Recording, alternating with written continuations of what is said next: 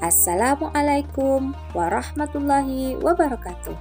Kali ini Majelis Taklim Al-Fatah mengadakan kegiatan bersama anak-anak panti asuhan dalam rangka menyambut bulan suci Ramadan 1444 Hijriah.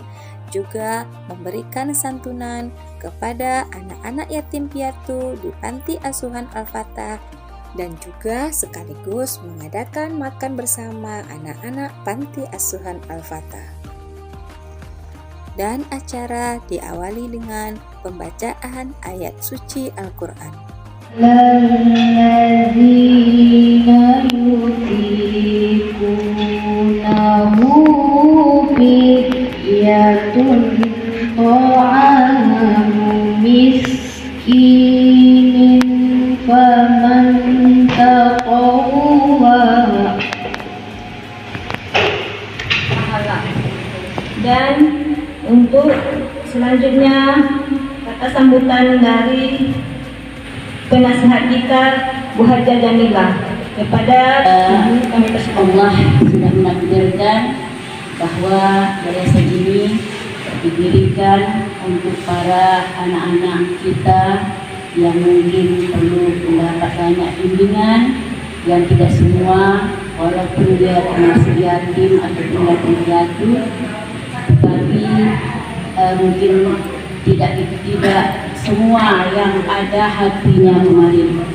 Terima kasih anak-anak kami, dengan kehadiran kami di sini, kami juga para jemaah Yayasan Al-Fatah ini dapat bersama-sama anak-anak. Assalamualaikum warahmatullahi wabarakatuh. Waalaikumsalam warahmatullahi wabarakatuh. Alhamdulillahil azizil ghafar. Asyhadu an la ilaha illallah wa asyhadu anna Muhammadan abduhu wa rasuluhu la nabiyya ba'dahu. Allahumma salli wa sallim wa barik ala sayyidina Muhammad wa ala ali sayyidina Muhammad. Rabbi ishrah li sadri wa yassir li amri wahlul 'uqdatam min lisani yafqahu qawli. Subhanaka la ilma lana illa ma 'allamtana innaka antal alimul hakim. Bersyukur kita kepada Allah Subhanahu wa taala dengan mengucapkan alhamdulillahirabbil alamin. Pada siang menjelang sore ini kita semua dalam keadaan sehat walafiat. Tentunya tidak ada harapan lain. Tentunya harapan kita semoga kesehatan yang Allah berikan kepada kita ini mampu kita gunakan untuk ketaatan kepada Allah Subhanahu wa taala.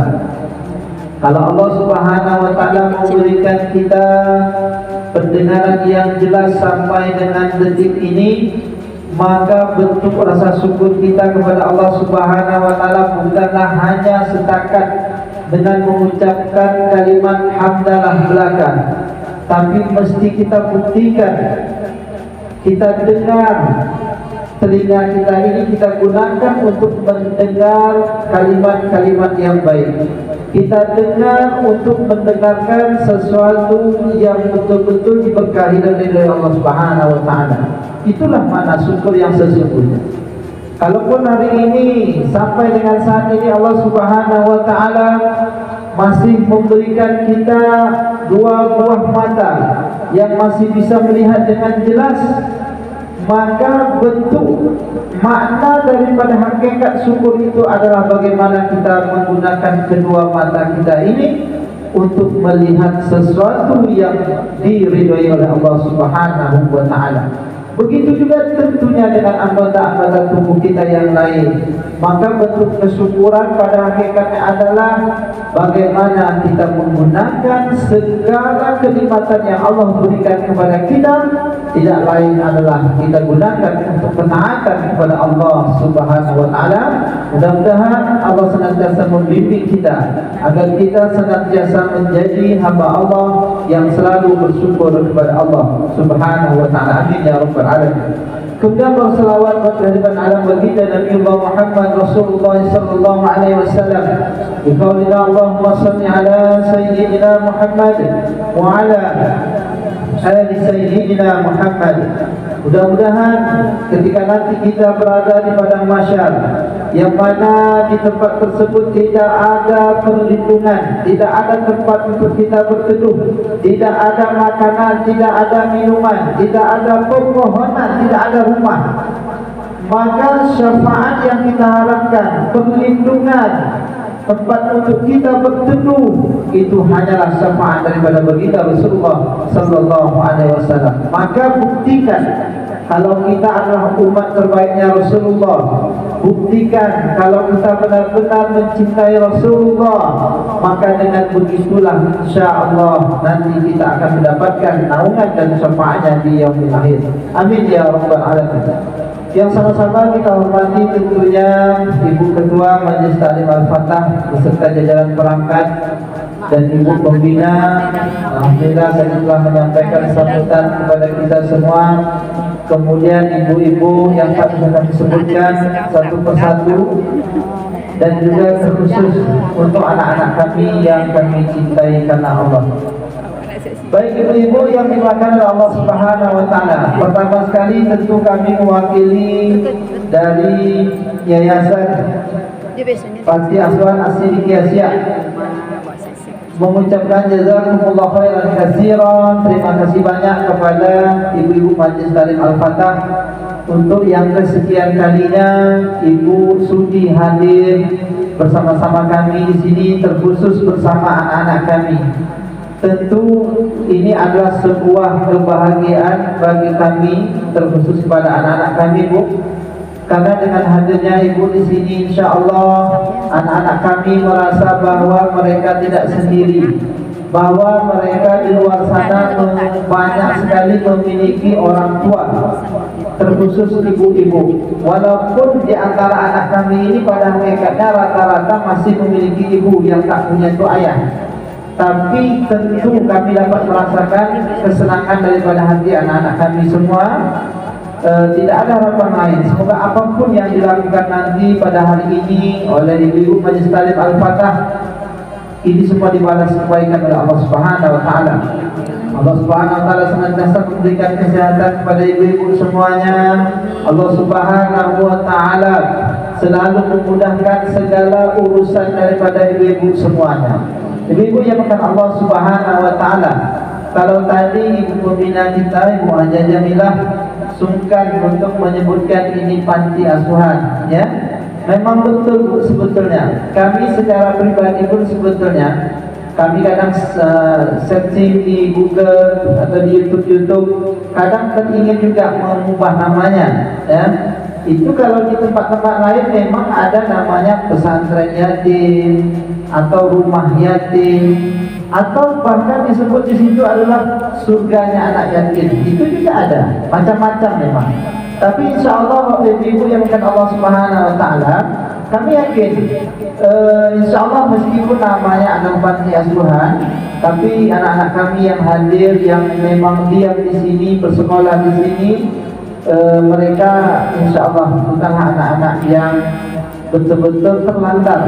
Mereka masih ada keluarga insya Allah, karena mereka diangkat di sini memang mungkin untuk tujuan pendidikan, supaya mereka mendapat pendidikan yang lebih layak tentunya. Yang kedua, tentu berbeda ketika mereka bersekolah di kampung dengan bersekolah di tengah kabupaten kota yang kita yang kita cintai ini. Ibu yang dikenal oleh Allah Subhanahu wa taala, kita tentu bersyukur pula pada hari ini kita telah berada pada bulan Sya'ban. Bulan Sya'ban itu disebut sebagai bulannya Nabi Muhammad SAW. Kalau bulan Rajab kemarin itu disebut dengan Syahrullah, bulannya Allah. Kalau Sya'ban ini bulannya Nabi Muhammad, dan nanti Ramadan adalah bulannya umatku, kata baginda Rasulullah. Ibu-ibu yang mengenal Allah Subhanahu wa taala, kemarin kita telah melewati bulan Rajab. tentu ini sebuah kenikmatan yang Allah anugerahkan kepada kita. Sekarang kita berada pada bulan Sya'ban, yang insya Allah beberapa hari ke depan kita atas izin Allah, dan kita berharap semoga Allah Subhanahu wa Ta'ala mengabulkan doa-doa kita agar Allah mempertemukan pula kita dengan bulan Ramadan. Oleh karena itu, kalau kita kemarin bicara bulan Sya'ban jelas, bulan Rajab jelas, banyak sekali peristiwa-peristiwa penting yang terjadi pada bulan Rajab tersebut. Nah, sekarang bagaimana pula dengan bulan Sya'ban? Bulan Sya'ban seperti yang kami tegaskan tadi adalah bulannya baginda Rasulullah SAW, yang mana pada bulan ini semestinya kita meningkatkan kualitas dan kuantitas ibadah kita. Karena apa? Karena sesungguhnya di bulan Sya'ban inilah amal ibadah kita itu diangkat, dibawa oleh malaikat untuk dipersaksikan kepada Allah Subhanahu wa Ta'ala. Maka amalan apa saja yang baik untuk kita lakukan di bulan Sya'ban ini banyak sekali. Di antaranya adalah sesuai dengan hadis yang diriwayatkan oleh Aisyah radhiyallahu anha, bahwasanya ditegaskan oleh Aisyah, sesungguhnya Rasulullah SAW itu tidak pernahlah berpuasa sebanyak di bulan Sya'ban. Artinya ketika di bulan Sya'ban Rasulullah SAW itu meningkatkan kualitas dan kuantitas ibadahnya, terkhusus tentang berpuasa. Itu yang dilakukan oleh baginda Rasulullah SAW. Lalu kenapa mesti kita meningkatkan kualitas dan kuantitas kita pada bulan Sya'ban ini? Ketahuilah ibu-ibu, anak-anak semua yang dimuliakan oleh Allah Subhanahu wa Ta'ala, sesungguhnya bulan Sya'ban ini adalah bulan yang berada di tengah-tengah di antara dua bulan yang mulia. Kemarin bulan Rajab itu disebut sebagai salah satu bulan minha arba'atul hurum, sebagai salah satu bulan yang mulia di sisi Allah Subhanahu wa Ta'ala. Jelas banyak sekali ketika di bulan Rajab kemarin kita umat Islam meningkatkan kualitas ibadah kita. Kemudian setelah itu ada Sya'ban, lalu Ramadan. Ramadan pun jelas kita hari ini tentu sudah mempersiapkan diri untuk menyambut bulan Ramadan. Sehingga karena dia beradanya tersepit ya di antara bulan Rajab dan Ramadan, tidak jarang manusia itu melupakan bulan Sya'ban ini. Seolah-olah mereka berpikir kemarin di bulan Rajab alhamdulillah telah meningkatkan kualitas sholatnya, karena di situ ada peristiwa penting yang terjadi, yaitu peristiwa Isra Mi'raj. Inti daripada peristiwa itu adalah perintah sholat, alhamdulillah.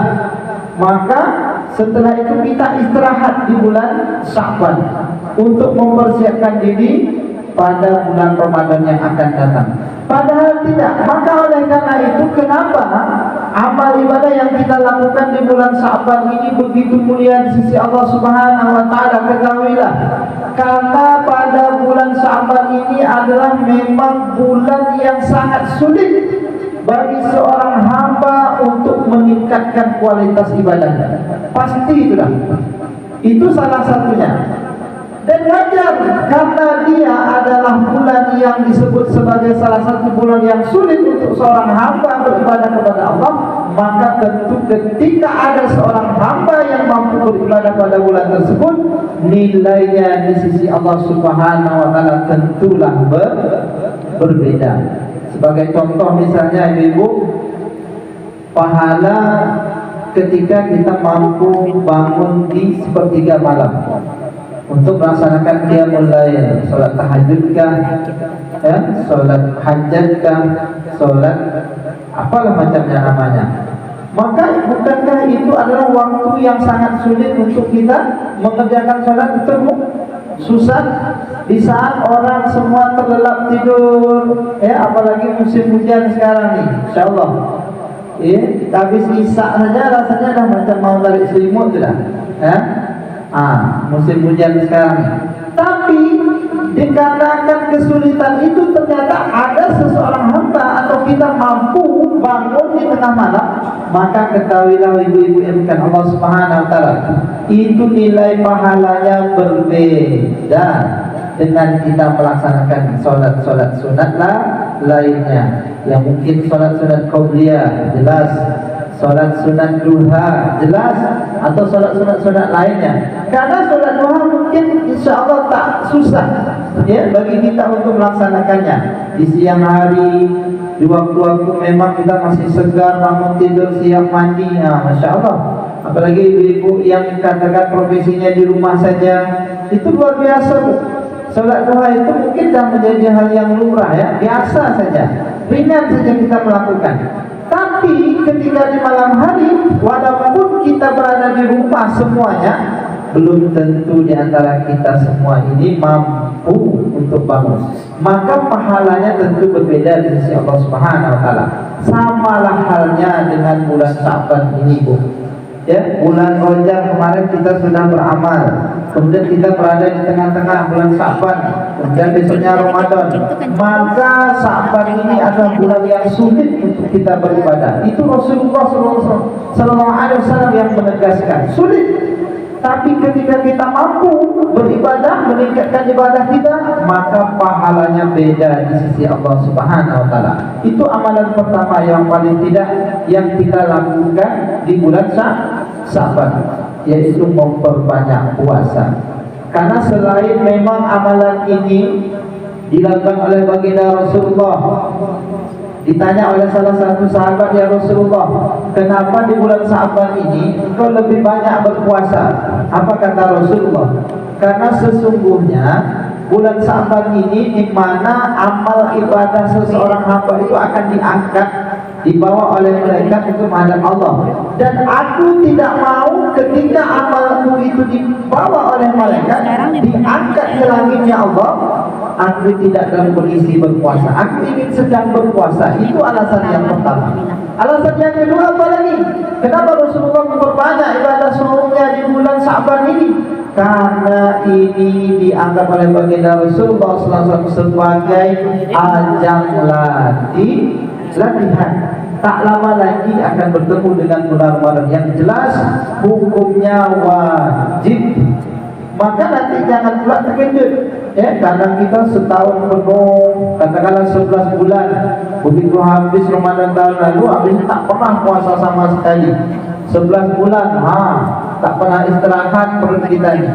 Kadang cacing itu kalau bisa demo dan ini, ya Allah, makanan banyak, kecap masih makan lagi. 11 bulan, nanti begitu masuk Ramadan langsung protes lagi cacing. Gimana kita ada sama sekali makan. Tapi kalau sudah kita latihan, sudah terbiasa, ya paling tidak secara fisik kita tidak akan ada yang namanya lemah. Karena kita tak pernah latihan sebelum bulan Ramadan masuk, itu kadang nampak ibu-ibu saya nampak dulu lemah puasa. Anak-anak kami kadang pura-pura agak dulu, tak tenang sebenarnya. Karena tidak melatih diri, maka perlu dilatih diri. Jadi kan bulan Sya'ban ini sebagai ajang latihan untuk kita menyambut bulan suci Ramadan. Ibu-ibu yang dimuliakan oleh Allah Subhanahu wa taala. Kemudian amal apa lagi yang mesti kita lakukan di bulan Sya'ban guna menyambut bulan Ramadan? Paling tidak setelah berpuasa maka kita mesti meningkatkan kualitas dan kuantitas ibadah sholat kita. Sholat ini penting. Ya, bulan Rajab kemarin kita dah berbicara banyak. Saya yakin semua para ustaz ketika di bulan Rajab semuanya bercerita tentang sholat. Maka sholat ini memanglah selain hukumnya wajib, tapi ketahuilah sholat bukanlah hanya sebuah kewajiban. Betul? Sholat ini kewajiban atau kebutuhan? Kebutuhan. Kalau makan kewajiban atau kebutuhan juga? Kebutuhan. Kalau seandainya makan itu kebutuhan, ketika ibu-ibu tidak makan, berdosa tak? Tak berdosa, boleh. Maka begitu juga semestinya, tapi kita butuh untuk makan. Begitu juga dengan sholat.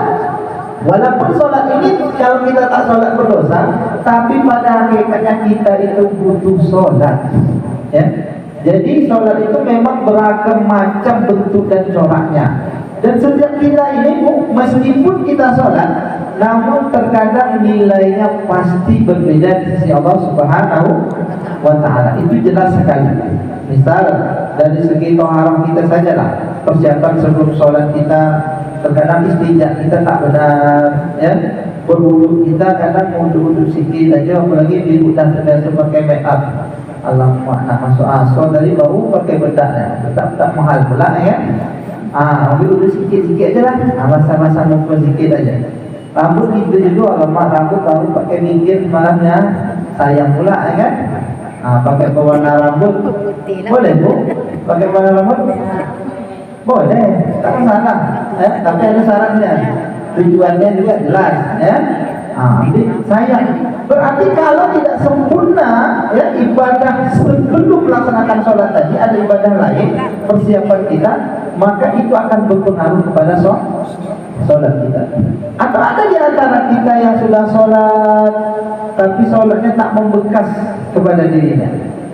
Jelas sekali hadis baginda Rasulullah ditegaskan sholat itu semestinya berdampak dalam diri kita, berpengaruh terhadap perilaku kita. Amal ma'ruf nahi munkar kita mesti tegak kepada orang yang telah mendirikan sholat.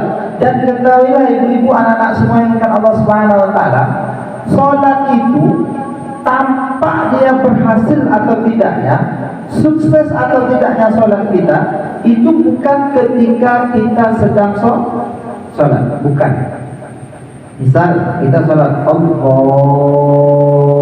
Akbar, kelihatannya musuh, sampai kadang ada cicak lewat tak sadar, ada lipan gigit kita tak sadar. Apakah begitu disebut dengan musuh? Bukan. Dan keberhasilan sholat itu penentunya bukanlah itu yang bukan Allah Subhanahu wa Ta'ala. Lalu apa? Keberhasilan sholat itu akan tampak setelah kita keluar daripada sholat. Kalau kita sholat di masjid, itu bisa saja kelihatan kita khusyuk, kelihatan kita orang baik-baik, pakai mukena, laki-laki pakai peci, pakai jubah, nampaknya baik semua, betul? Tapi inti dari pelajaran atau sholat yang kita lakukan itu, kebaikan-kebaikan daripada sholat itu tampaknya setelah kita keluar sholat. Perhatikan orang tersebut bagaimana ketika dia berada di luar masjid, ucapannya terjagakan, penglihatannya, pendengarannya, tingkah lakunya. Zolimkah dia kepada orang lain, kepada tetangganya, kalau dia bos kepada anak buahnya, itu akan tampak. Kalau sholatnya sudah benar, maka akan nampak terhadap perilakunya di luar. Orangnya akan baik, ramah tamah, saling tegur sapa, tidak sombong, tidak ada hasad, dengki, menggunjing, memfitnah, tak ada. Jadi orang yang sholatnya benar itu akan nampak setelah dia selesai sholat, bukan ketika dia sholat, bukan ketika dia di masjid. Dan penentu daripada sholat kita itu apakah diterima atau tidak, atau nilai pahala di sisi Allahnya besar atau kecil, karena pasti berbeda-beda. Itu penentuannya adalah proses sebelum kita melaksanakan ibadah sholat. Maka hati-hatilah dalam berwudu. Berwudu ini kalau kita perhatikan, ya kan banyak sekali pendapat hal ini. Bagaimana Pak Ustaz hukumnya berwudu di kamar mandi, yang dalam kamar mandi tersebut ada WC? Itu dah banyak sekali Pak Ustaz dah menjawab, itu ibu dah sudah tahu. Tapi paling tidak dalam agama Islam ini kehati-hatian itu penting sekali. Kalau kita ragu, tinggalkan, berwudulah di tempat yang lain. Masih ingat tak kita dengan orang tua kita dulu? Kalau kami entahlah ibu, tapi saya pikir lebih tua ibu lebih tahu lagi. Orang tua dulu zaman nenek saya, zaman bapak saya dah keren dah. Zaman nenek saya ingat betul. Itu biasa di setiap rumah kita, apalagi orang Jawa ya, kami Jawa, itu pasti ada jerigen, betul bu? Ada jerigen atau ember besar. Itu spesial air itu hanya untuk wudu, tidak digunakan untuk yang lain. Bahkan terkadang sebelum masuk waktu sholat, apa kata nenek kita atau mbah kita, nacu, isikan air untuk nenek nak wudu. Kita isi dulu, artinya air itu air betul-betul steril, yang digunakan hanya untuk berwudu, bukan untuk mencampur cuci tangan, apalagi cuci buang air besar atau buang air kecil. Tak ada, khusus hanya untuk wudu. Lebih mantap lagi kadang sengaja ditampung oleh air hujan, itu lebih dahsyat lagi. Kalau air hujan itu sterilnya nomor 1, tak ada lawan tuh. Ya, air pump kita kadang ragu juga. Nah, itu perlu dikaji-kaji. Maka ini sebenarnya perlu peran-peran orang-orang tertentu yang berwenang itu mengkaji itu semua campuran apa semua. Tapi insya Allah aman, insya Allah. Tak perlu itu dibangklak dengan hal itu. Apa? Maka orang tua dulu begitu. Jadi jangan heran kalau kita lihat orang tua dulu kok ibadahnya amalnya biasa saja, Bu. Mereka tak sehebat kita ini, tingkat pendidikannya, level pendidikannya biasa saja. Kadang malah SD pun tak tamat kadang. Tapi kenapa perilakunya baik? Saya punya nenek saya tuh, saya tak lama jumpa, saya masih SD, nenek dah meninggal. Tapi saya ingat betul, dia berbaring di pinggir begini, kamarnya ada jendela, itu di belakang jendelanya itu ada tempat orang lalu lalang. Setiap orang lewat, apa nih bilangnya? Siapa lewat tuh? Ya? Ini sini tidak. Itu setiap dia ada orang lewat, pasti minimal dia memberi sesuatu pada orang. Sampai kain sarungnya kok habis. Ditanya sama mak kami, mana kainnya? Disuruh. Rupanya setiap ada orang lewat dikasihnya. Setiap ada orang lewat dikasih, apapun bentuknya. Kadang pakaian mau cakap yang tak layak pun dikasih, saking dia sudah membelinya. Itu orang-orang tua dulu. Jadi kebaikannya itu betul murni itu karena fitrah. Kebaikannya itu bukan karena tahu. Kalau zaman sekarang kita kan tahu bersedekah itu pahalanya besar. Terus ibarat kita menanam satu benih, lalu satu benih itu akan tumbuh menjadi 7. Dari 7 akan bercabang-cabang lagi menjadi 100 setiap cabangnya, berarti menjadi 700. Besar pahala sedekah berarti. Kalau itu sedekahlah itu kita. Tapi orang tua dulu dia tak tahu itu. Lantas kenapa dia bisa melakukan kebaikan? Karena fitrahnya tadi. Bisa jadi tadilah karena sholatnya benar. Karena sholatnya benar akan nampak pada setiap tingkah dan perilakunya. Orang tua dulu tak pandai, ada rasa iri hati, dengki, tak pandai.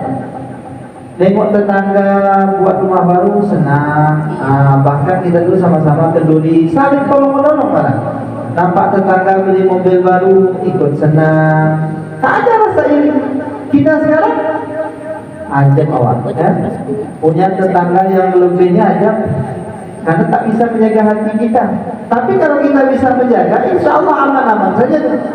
Tengok tetangga beli mobil, alamak, awak sibuk dah, tak bisa tidur malam. Tetangga awak yang ada sih dong. Tengok tetangga beli kulkas 3 pintu, awak yang kedinginan. Ini kita sekarang. Kenapa? Karena tadi bisa jadi sholat kita tadi ada yang mesti kita perbaiki. Maka momentum Sya'ban ini dibuatkan Allah. Mari sama-sama kita berazam perbaikilah sholat kita. Ya. Perbaiki sholat kita, karena percaya dan yakinlah sesungguhnya pada sholat itu ada sebuah kejayaan yang besar sekali. Orang sukses itu adalah orang yang mendirikan sholat. Kalaupun di dunia dengan kelihatan mata kita, ya, mata kepala kita mereka sukses dengan tidak sholat, itu hanyalah kesuksesan yang semu sebenarnya. Ya, tapi kesuksesan yang nyata itu adalah ketika kita mampu melaksanakan amal ibadah terkhusus sholat itu dengan sebaik-baik mungkin. Banyak sekali kejayaan. Percaya dan yakinlah terkhusus pada anak-anak kami. Kalau mau sukses, mau berhasil, jagalah sholat. Kami itu saja modal yang dipesankan orang tua dulu. Apa? Kalau orang tua dulu pesannya tak banyak, kadang 2, kadang 3, kadang 1. Nah, kemanapun pergi, ingat sholat dengan 3. Itu aja pesannya. Dah selesai sudah. Sholat dengan 3. Yang kedua biasanya apa bilangnya? Jujur. Itu saja. Jujur 1, sholat 1, dah selesai sudah. Kelar hidup kita insya Allah. Sukses dunia akhirat. Tapi kalau dah tak solat, tentu dia pun akan jadi pembohong. Kalau sudah tidak solat, maka dia akan menjadi orang pemalas, tidak disiplin. Percayalah, kalau sudah tidak solat, solatnya tidak benar, pasti akan berpengaruh ke otaknya. Ketika belajar akan susah, ya. Ketika dinasihati dah tak mau dengar lagi, maka itu salah satu dampak dari solatnya yang Bismillahirrahmanirrahim. Alhamdulillah rabbil alamin, hamdan syakirin, hamdan na'imin, hamdan yuwafi ni'amah wa yukafi mazidah. Ya Rabbana lakal hamdu kama yanbaghi li jalali wajhikal karim wa 'azimi sultanik. Allahumma salli wa sallim wa barik ala sayyidina Muhammadin fil awwalin wal akhirin, wa salli wa sallim wa barik ala sayyidina Muhammadin fil nabiyyin wal mursalin, wa salli wa sallim wa barik ala sayyidina Muhammadin fi kulli waqtin wa hin, wa salli wa sallim wa barik ala sayyidina Muhammadin fil mala'i a'la ila yaumiddin. Allahumma salli salatan tunjina biha min jami'il ahwali wal afat, wa taqdi lana biha min jami'il hajat. Hajatana ya Allah ala sahibul hajat, wa tutahhirna biha min jami'is sayyi'at, wa tarfa'na biha innaka 'ala darajat, wa tubalighuna biha aqsal ghayat fil hayati wa ba'da al-mamat. اللهم اغفر لنا ذنوبنا ولوالدينا وارحمهم كما ربونا صغارا، ولجميع المسلمين والمسلمات والمؤمنين والمؤمنات، ولأرواح آبائنا وأمهاتنا ولأجدادنا ولأرواح المسلمين والمسلمات والمؤمنين والمؤمنات وخصوصا الأخير بأيام الدين يومنا. اللهم اغفر لهم وارحمهم وعافهم واعف عنهم واكرم نزلهم ووسع مدخلهم. اللهم لا تحرمنا أجرهم ولا تفتنا بعدهم، واغفر لنا ولهم ولإخواننا الذين سبقونا بالإيمان ولا تجعلنا في قلوبنا إلا للذين آمنوا ربنا إنك رؤوف رحيم. اللهم اجعلنا قبره من رياض الجنة ولا تجعلنا قبره من غفار النيران. اللهم أعنا على ذكرك وشكرك وحسن عبادتك، رب اجعلنا مقيم الصلاة بذريتنا ربنا تقبل الدعاء. اللهم بارك لنا في شعبان وبلغنا رمضان وبلغنا رمضان. ربنا ظلمنا أنفسنا وإن لم تغفر لنا وترحمنا لنكونن من الخاسرين. اللهم اختم لنا يا الله بحسن الخاتمة، ولا تختم علينا يا الله بسوء الخاتمة. ربنا هب لنا من أزواجنا وذرياتنا قرة أعين واجعلنا للمتقين إماما. ربنا آتنا في الدنيا حسنة وفي الآخرة حسنة وقنا عذاب النار وقنا عذاب القبور وقنا عذاب المحشر وقنا عذاب الآخرة. لهم فيها سبحانك اللهم تحيتهم فيها سلام وآخر دعوانا الحمد لله رب العالمين. الله بكم. السلام عليكم ورحمة الله وبركاته. Dilanjutkan acara salam-salaman yang dimulai oleh para anak-anak panti asuhan dan dilanjutkan salam-salaman oleh jemaah Majelis Taklim Al-Fatah Kecamatan Siak.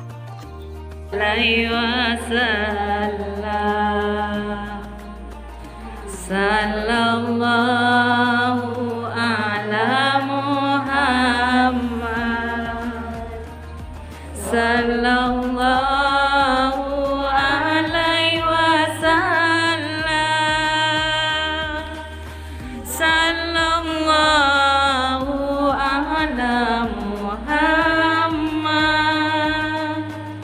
sallallahu alaihi wasallam, sallallahu ala Muhammad, sallallahu alaihi wasallam, sallallahu ala Muhammad, sallallahu alaihi wasallam, sallallahu ala Muhammad, sallallahu alaihi wasallam.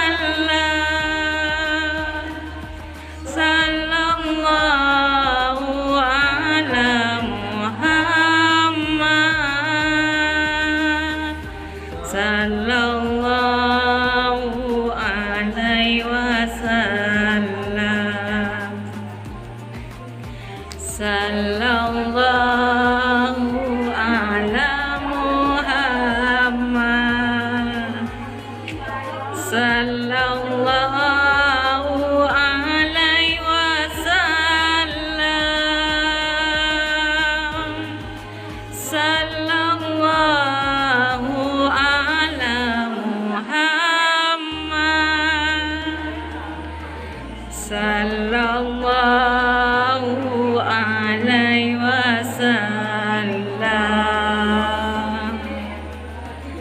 sallallahu ala Muhammad, sallallahu alaihi wasallam, sallallahu ala Muhammad, sallallahu ala, sallallahu ala Muhammad, sallallahu alaihi wasallam, sallallahu ala Muhammad. Lanjut. Sallallahu alaihi wasallam.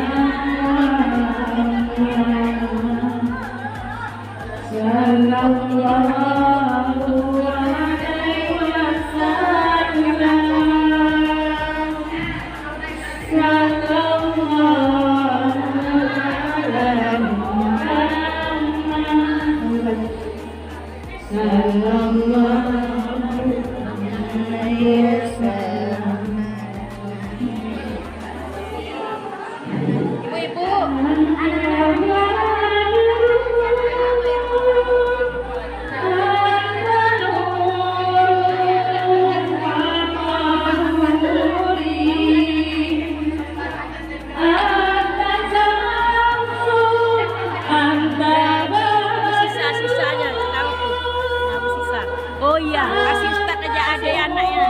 Tunggu dulu, Ustaz ada lagi itu ya. Pegang dulu dari sekalian. Ngurus yang sisa ya.